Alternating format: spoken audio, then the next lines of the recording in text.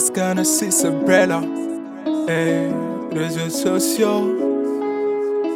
Watakile horema. Horema.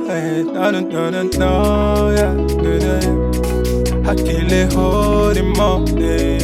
Lass Kana c'est ce brella. Hakil kongal highest lawol. O wi kam hello ça va kemi numéro ma koy TikTok bi momi oui grand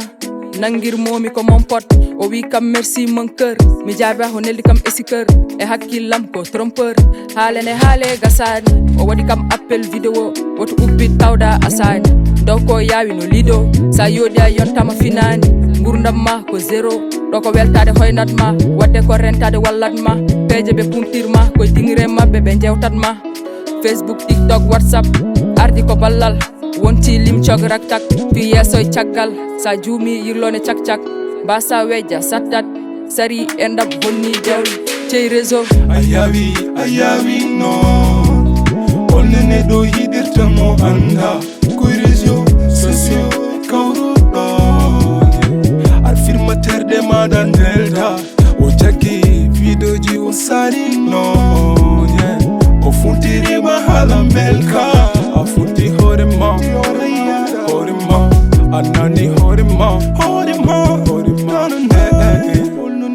belade bonde téléphone won elabe jabbe pelle mon pour succès yaltin terde mon naate kom tam jiya koltam suturo neddo koy teddungal ewbe jumata koy bornungal weli jingande ko juudo todo wona biyow an bare kam final wona jangde ko hala hanki feñi hande kari wadi mi nani o kam surmu ay so wona bande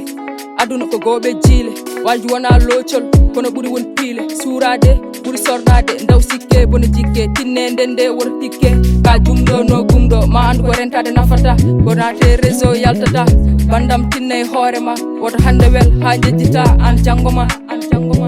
réseaux sociaux watakile horema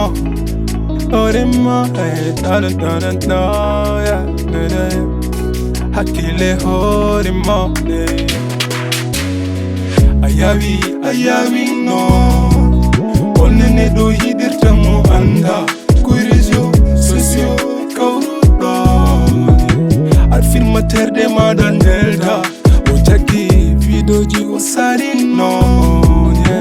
o funtiri mahala melka